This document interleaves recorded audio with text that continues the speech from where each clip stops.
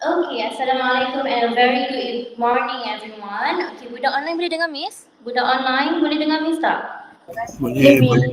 Boleh Right. Miss. Okay, so today we are going to continue with chapter 8. Okay, cerita dia macam ni. Miss tak ganti kelas langsung malam, sebab kita ada ganti kelas malam kan?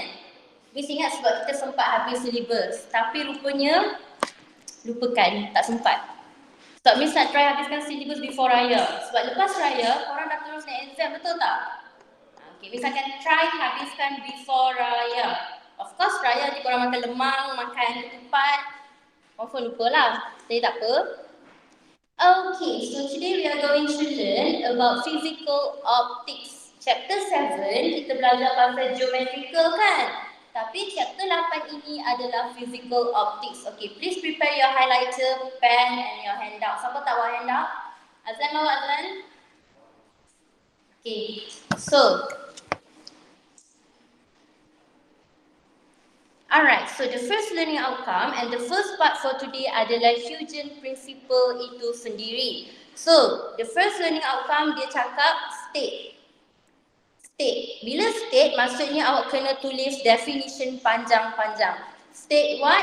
State Huygens principle. Kita untuk Huygens principle ni, misalkan ajar untuk dua, iaitu spherical and plane wavefront.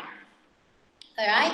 So what is Huygens principle? Apa Huygens principle cuba nak sampaikan? Dia cakap every point on a wavefront. Maksudnya awak akan ada point pada wavefront awak. Okay, dan point ini adalah source of wavelets. Saya misalkan tunjuk gambar, so you don't have to worry. Dengar je dulu, okay? Every point on a wavefront is a source of wavelet that spreads out.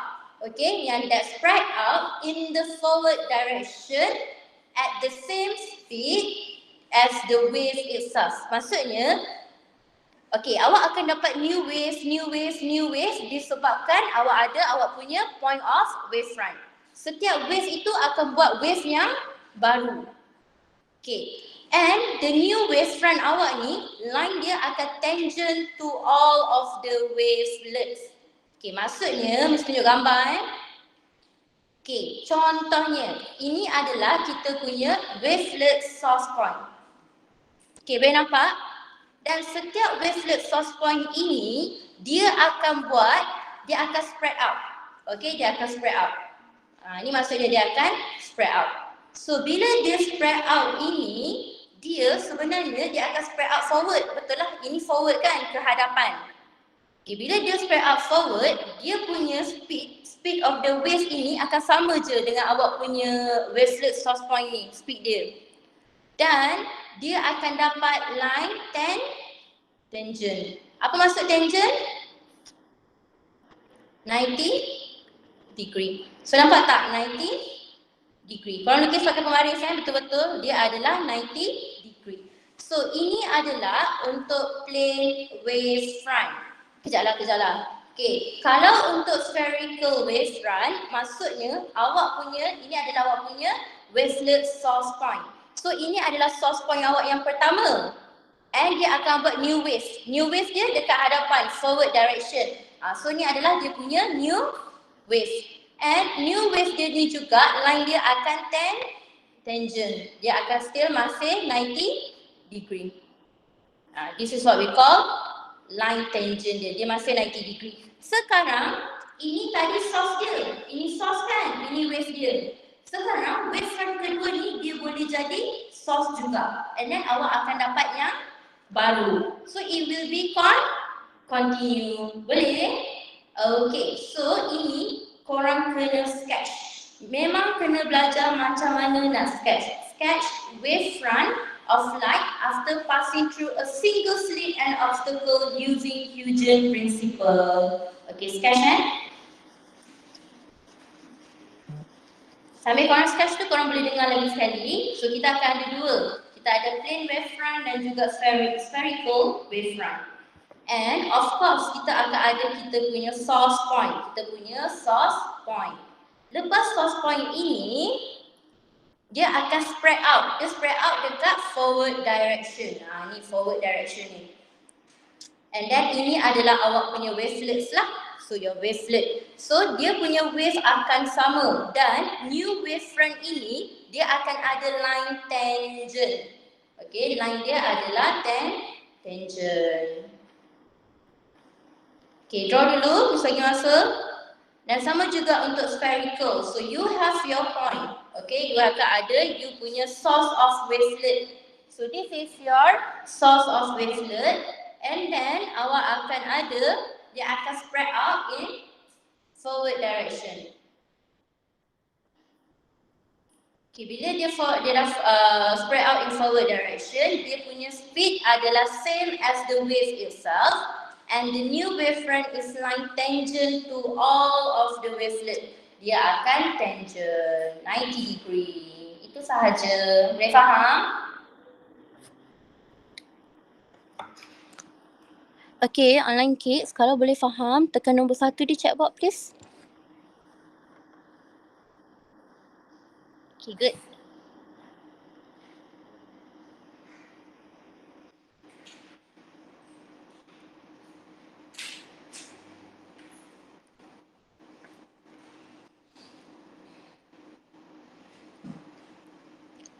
Tulis tau, plane wavefront, spherical wavefront.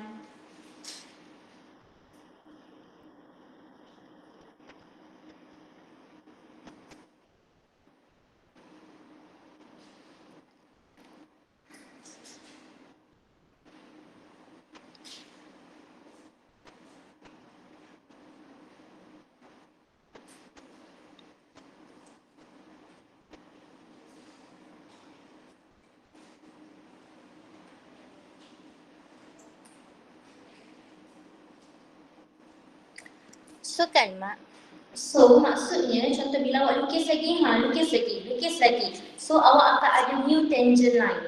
Maksudnya macam itulah, lukis lagi. So dia akan jadi, contoh sekarang ini pula source awak untuk wave ini. Dan ini pula adalah source awak untuk wave ini. Sampailah awak banyak-banyak wave lah. Tapi mesti tunjuk satu dua je lah. Boleh nampak ke? Tak cantiknya warna hijau. Low okey ada colour. Okey.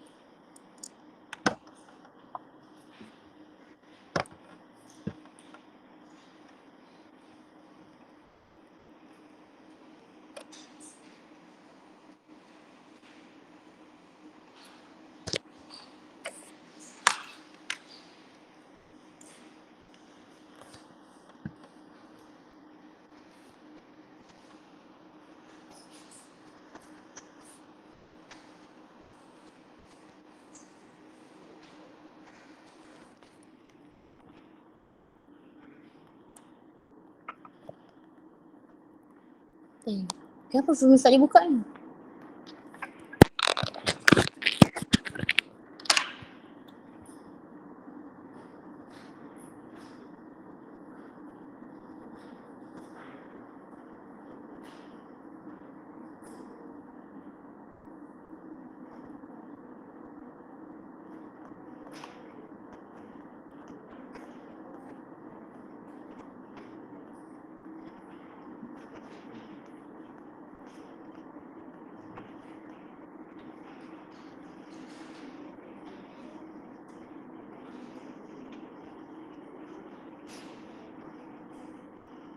Okay, done? Ke belum? Done, Miss. Okay, done. Okay, kejap Miss tunggu yang face to face tak done lagi.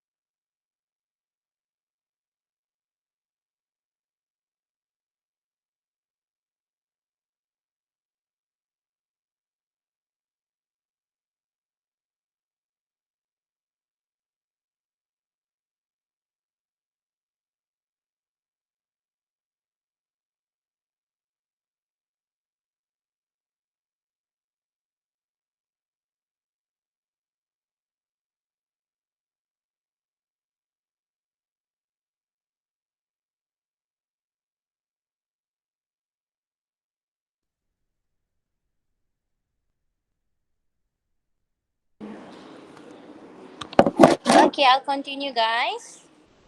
Okay, please continue.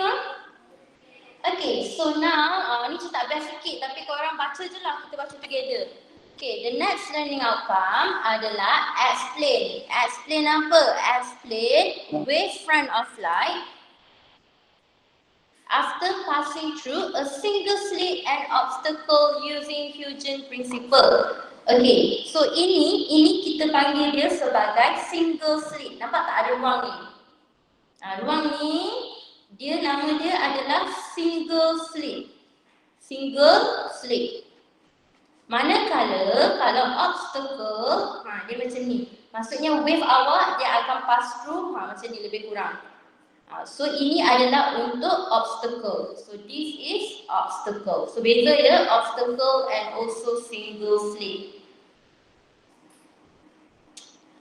Okay, jadi explain kan? So I'm going to explain lah. So dia cakap, okay, apa Huygens principle cakap? Okay, according to Huygens principle, every point on a wavefront, okay, every point on a wavefront. Contohnya ni wavefront awak, ni point dia. Okay, so every point on a wavefront can behave as a secondary source, okay, of light which can propagate out light waves with the speed of light. Okay, maksudnya bila awak buat macam ni, ini mula-mula source pertama awak. Lepas tu awak dah dapat new wavefront, betul tak? So new wavefront ini akan jadi another source kedua awak pula untuk dapat another wavefront. So dia macam itulah, dia continuous. Okay, contohnya dia macam ni, awak dah ada wavelet, betul tak?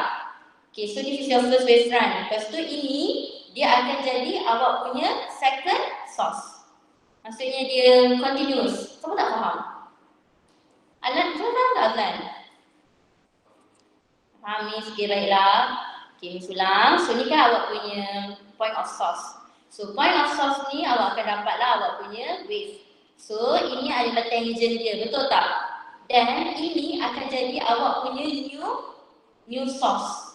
So dia continuous and continuous and continuous. Dan ini pula akan jadi your new source. Itu apa yang Huygens principle cakap. Okay, then dia cakap a new wavefront which is constructed by drawing a line tangent. Ni yang Miss draw line tangent ni. Okay, which is constructed by drawing line tangent to all the wavelet from the secondary source of the old wavefront. To all the wavelet. Ni benda lah ni wavelet lah kita panggil. Okay, boleh faham tak setakat ni? Okay, jadi lepas kita dah draw several wavefront, okay, kita draw lah several wavefront kan, the wave is seen to bend around the edge of single slit or the obstacle. So bila dia nak pass through awak punya single slit ataupun obstacle, awak nampak tak dia akan bend. Dia akan bend. Okay, dia akan bend. Sama juga yang ini, dia akan bend. Okay, dia akan bend around the edges of single slit or obstacle. Jadi sebenarnya bending of wave. Okay, bending of wave ini kita panggil dia sebagai diffraction. Okay, so this is diffraction. Tadi kita buat eksperimen diffraction, betul tak? X25. So ni adalah awak kita panggil bending of wave is called diffraction. And the degree of the bending ni dia akan extreme for small opening. Contoh, kita bagi 3 pilihan 1, 2, 3. Yang mana extreme bending ni? Yang nombor berapa? Tulis kat chat box. Nombor 3. Kenapa nombor 3? Yes, very good. Sebab opening dia adalah kecil. So remember, bending of wave kita panggil diffraction. So kalau small opening, diffraction dia extreme ke tak? Settle, yang tu je. Cuma awak kena faham je macam mana Miss buat benda lah ni. Okay, maksudnya awak akan ada point of source. Point of source ni awak akan dapat wavelet. Daripada wavelet awak akan dapat tangent. Okay, dan dia pula akan jadi another source. Okay, another source ni akan bagi wavelet lagi. Dan another wavelet ni awak akan dapat tangent. So it's a continuous process sampai dia pass through obstacle ataupun single slit. Okay, boleh? Okay, online student boleh? Kalau boleh tekan nombor 1 di chat box. Okay, very good.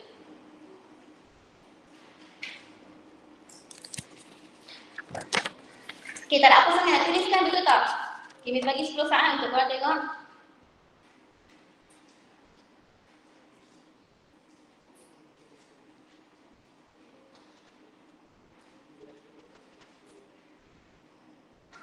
Mana Itian lah?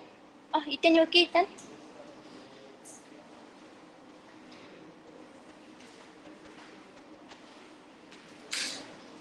Okay. Okay, boleh Miss proceed? Betul? Okay, Miss proceed lah, Allah Akbar.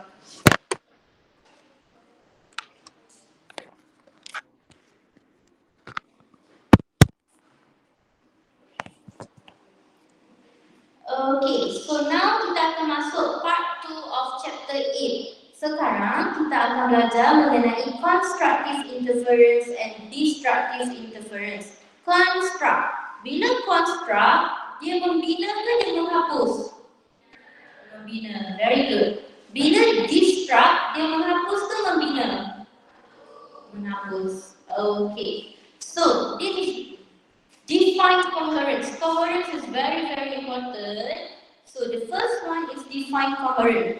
Coherent source, dia adalah those which emit light of wave of same wavelength or frequency. Yang pertama, untuk ada coherent source, dia kena same wavelength or frequency. Dan yang kedua, dia kena always in phase with each other or have constant phase difference.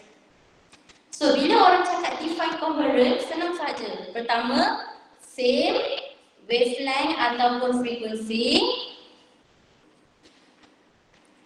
Yang kedua adalah always in phase ataupun constant phase difference. Yang ini je. Okay, Miss ulang. So, bila dia cakap define coherence, coherence ini dia adalah bila dia emit light wave. Light wave tu mestilah same wavelength ataupun frequency. Dan yang kedua, dia kena always in phase ataupun constant phase difference. Ini je untuk coherence. Nanti esok misalnya korang better ingat. Miss nak buat quiz berdiri, jawab soalan Miss boleh duduk. Macam kat sekolah tak? Okay, online kids okay ke? Okay. Okay, baik. Aiman nak nampak apa Aiman? Nampak madam, okay, baik. Okay, may I proceed? Tak ada apa sangat pun untuk tulis. Korang dengar je. Okay, so the next one is state. State, condition for interference of light. Okay, sekarang kita akan belajar mengenai interference of light. So, untuk dapatkan interference of light, dia kena ada dia punya syarat-syarat tersendiri. So, condition to produce interference. First, yang pertama, dia wajiblah coherent source. Apa coherent source tu maksudnya apa? Same apa? Very good. Dia mestilah same wavelength ataupun frequency dan dia juga mestilah constant phase difference. Dan yang kedua adalah dia mestilah same amplitude. Amplitude dia mestilah sama. Amplitude berbeza, dia tak boleh dapat interference. Dan yang ketiga, the slit is small enough that it can be considered a point source of light. Maksudnya slit awak tu mestilah kecil. Small enough. Small enough, kita boleh consider dia point of source of light. So this is the condition to produce the interference of light. Dan kita akan belajar dua, constructive dan juga destructive interference. Highlight je mana-mana patut. Okay, may I proceed? Okay, so the next one adalah dia cakap state the condition, condition dia lagi. State the condition of constructive interference dan juga destructive interference. Okay, the first part kita akan tengok untuk constructive interference. So, untuk constructive interference, Mr. cakap dia adalah membina. So, maksudnya first thing first, dia wajib coherent source. Yang kedua, dia wajib same amplitude. Yang ketiga, slit dia mestilah small enough. So, condition dia sama je dengan interference of light. Tetapi, yang membezakan dia antara constructive interference dan juga destructive interference adalah dia adalah in phase source. Okay, in phase source. Okay, jadi apakah itu in phase? Okay, what is in phase? Boleh nampak ke tak? Boleh kan? Boleh nampak ke guys? Okay, so what is in phase? Siapa tahu apa itu in phase? Sama fasa. Okay, sama fasa. Direct translation dia adalah sama fasa. Okay, kita akan ada dua source. Tengok source.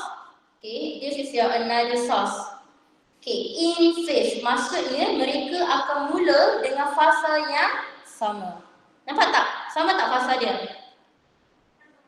Okay, so korang lukis tak korang punya nota? Ini adalah kita panggil in phase. Maksudnya dia bermula dengan fasa yang sama.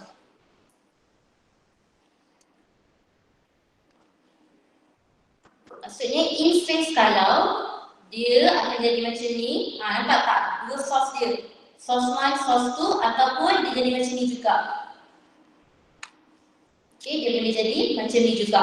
So this is what we call in phase.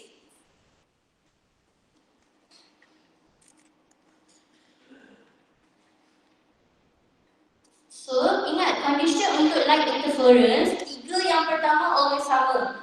Dia adalah coherent source, same phase length and frequency, ataupun kita kata dia adalah constant phase difference. Yang kedua adalah same amplitude. Maksud same amplitude, tengok ni. Ni amplitude ni mestilah sama. Itu amplitude, jangan lupa. Ni adalah amplitude. Amplitude. And the slit tu mestilah small enough supaya kita boleh consider dia macam a point source of light.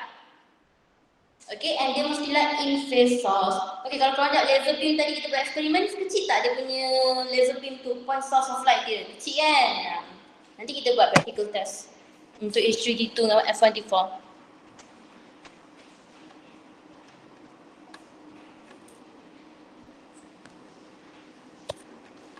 Okay, online class faham ke? So far so good? Online students okay ke? Okay, Miss. Okay, Miss. Okay, may I proceed guys? Okay, let's proceed. So the next one adalah condition to produce destructive interference. Okay, the next one adalah untuk produce destructive. Bila Miss cakap destructive, dia apa? Membina tu menghapus? Menghapus. Condition dia tiga yang pertama sama ke tidak? Coherent source, same amplitude, slit is small enough. Tetapi condition dia yang keempat adalah berbeza. Dia adalah anti-phase source. Maksud anti-phase, kalau korang perasan, tengok ni. Dia sebenarnya tak bermula. Okay, ini salah tak diagram ni? Ni salah ni. Okay, sepatutnya bila anti-phase, dia akan bermula macam ni. Okay, ini adalah source 1, ini adalah source 2. So dia akan mula macam ni. Okay, Miss lukis je. Nampak tak? Dia adalah fasa yang berbeza. Ini adalah anti-phase. So maksudnya, nampak tak? Dia kena bermula macam ni. Ni semua ni adalah anti-phase. Okay, boleh?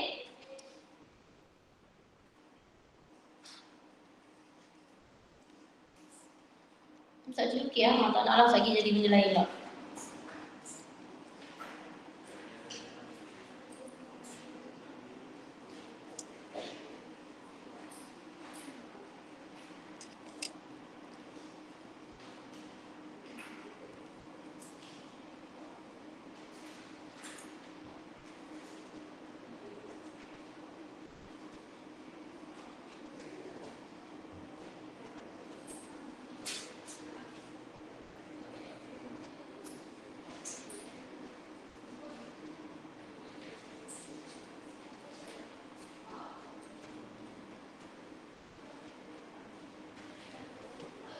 Okay, boleh ke?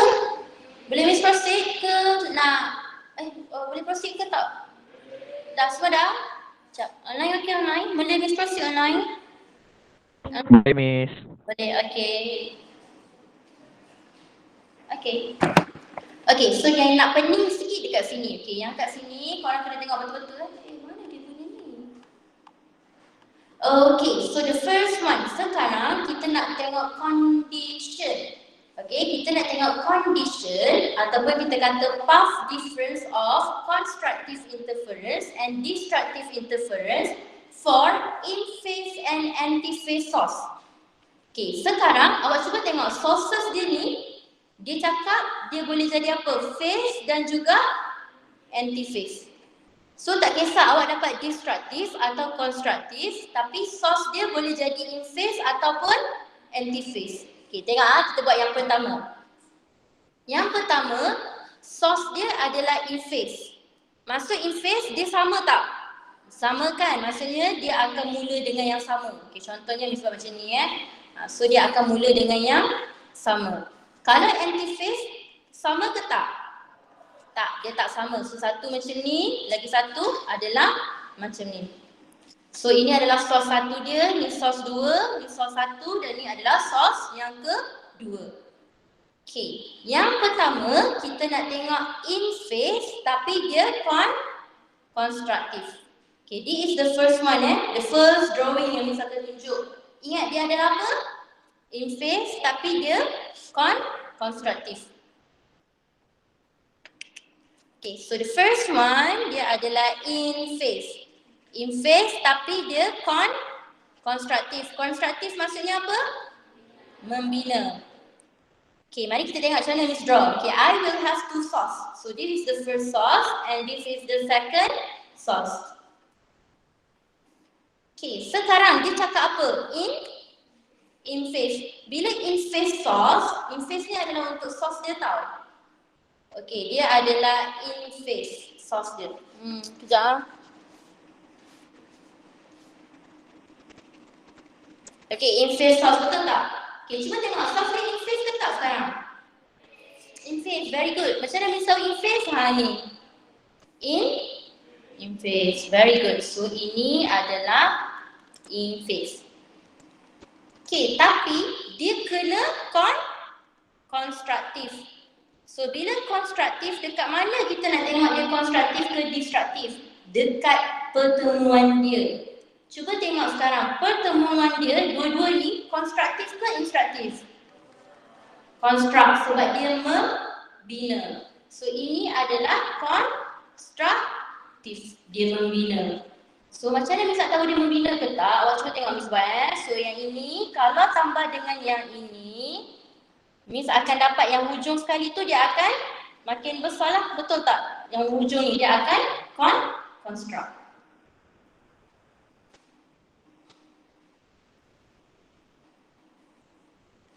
Okay, tak lukis. Korang lukis yang ini boleh? Kalau Miss lukis macam ni je. Korang nampak tak handout Miss? Miss lukis kat bawah-bawah ni je. Boleh? Tak nampak asal dia kan?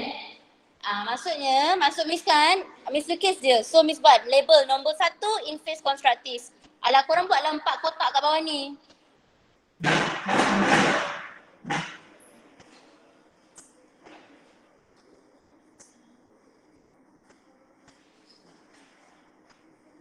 Macam ni nampak tak Miss buat? So Miss label 1, 2, 3, 4. So 1 ni in phase konstruktif. Okay, nanti 2, 3, 4 Miss saja. Boleh ke? Okay, Miss tukar pergi balik Miss punya laptop.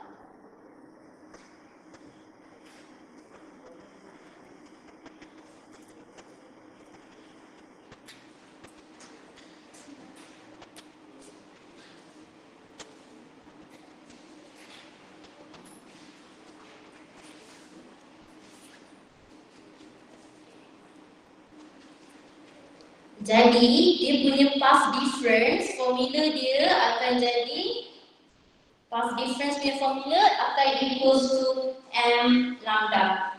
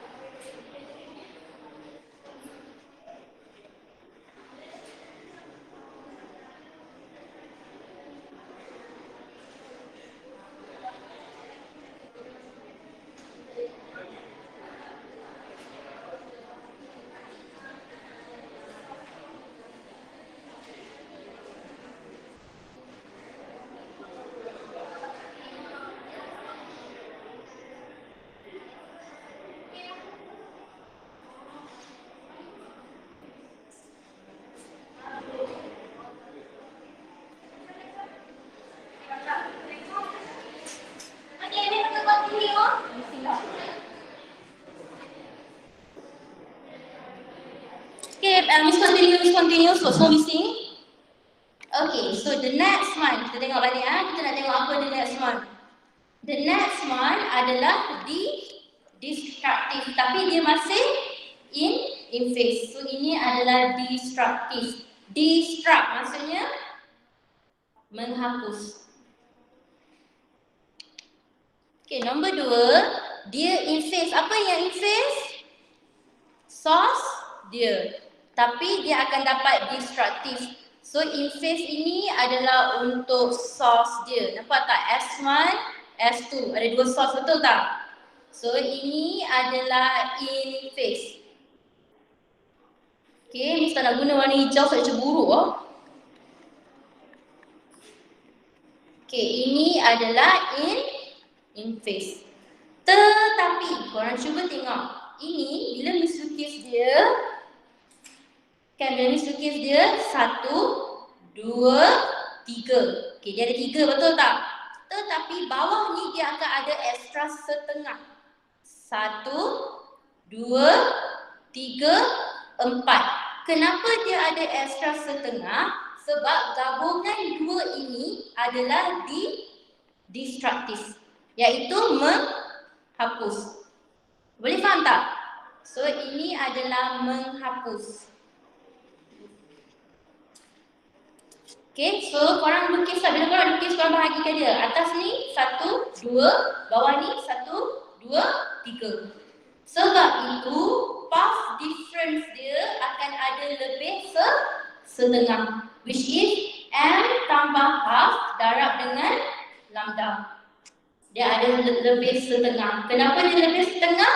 Sebab dia adalah destructive kat sini.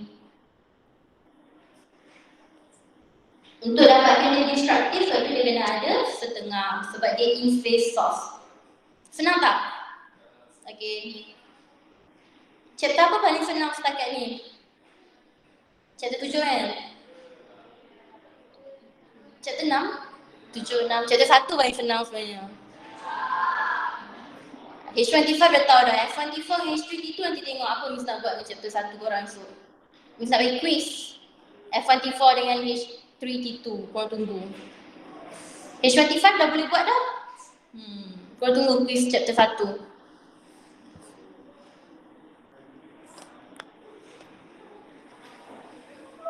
Okay, cepat sikit lukis. Less talking, more doing.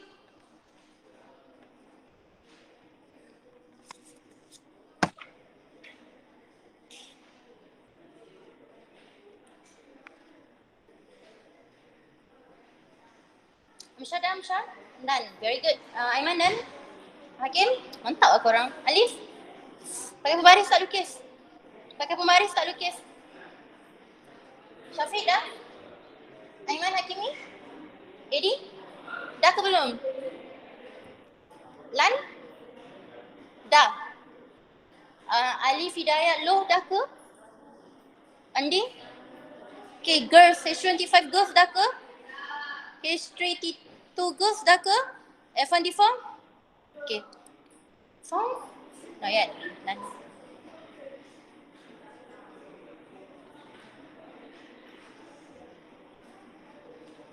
Okay, online kids dah ke? Miss tak nak fokus ke korang pula. Sorry. Okay, okay. Okay, boleh Miss teruskan? Okay, yang ketiga sekarang source kita adalah anti-phase. Maksudnya dia tak sama lah, dia akan start anti-phase. Phase dia tak sama, fasa tak sama. Tetapi kita nak try dapatkan dia constructive dan juga destructive. So the first one yang the third one adalah anti-phase. Tapi anti-phase constructive. Apa yang anti-phase? Yang anti-phase adalah source dia. Okay, source dia. Yang constructive ni adalah membina. Okay, ni untuk yang nombor 3. Okay, sama juga. Kita tengok dulu dia punya source. So, ini dengan yang ini. Nampak sangat dia adalah anti-phase. Fasa dia tak sama. Anti-phase. Okay, ini adalah source 1 dan ini adalah source 2. Okay, seterusnya Bila awak lukis, kita tengok yang sos untuk yang pertama. Untuk sos yang pertama, dia ada 1, 2, 3. Tetapi untuk sos yang kedua, dia akan ada 4. Okey, 1, 2, 3, 4. Kenapa 4? Sebab baru kita boleh dapat akhir dia konstruktif, membina. So bila kita dah dapat konstruktif, maksudnya awak nampak 4 kan, maksudnya dia akan lebih by setengah. Jadi path difference dia M tambah half darab dengan lambda. Okey, boleh?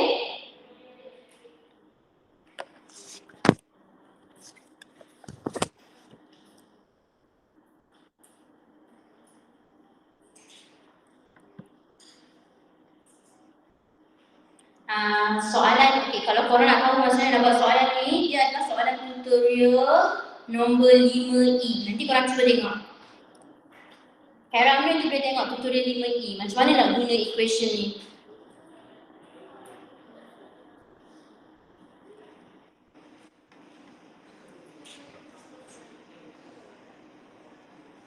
Kalai okey Kalai? Sinjay? Good, okay. Fatih Nusra okey ke? Mawada? Santi? Yoel?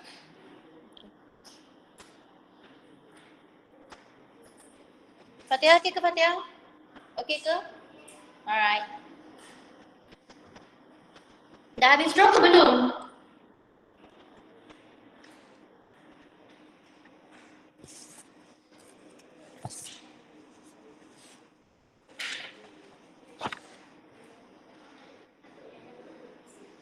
Okay, Miss proceed boleh? Lamanya draw. Boleh ke? Okay, so the next one, the last one. So nanti korang buatlah number. Ni nombor 1, 2, 3, 4. So the last one adalah antiphase tapi dia destructive. So yang keempat, dia adalah antiphase tapi destructive. So yang antiphase ini adalah source dia. So destructive ni adalah dia akan menghapus. So kita tengok kita ada 2 source pertama, source kedua. So dua-dua ini memang terang-terangan adalah antiphase. So ini adalah antiphase. So bila Miss lukis dia, ke atas ni adalah 1, 2, 3. Ini pun sama, 1, 2, 3. Dan dekat akhir belakang ni Miss akan dapat dia destructive. Senang sahaja. Destructive. Okey, ada lebih setengah ke tak ada? Tak ada. Jadi path difference dia hanyalah path. M lambda. Okey, lukis.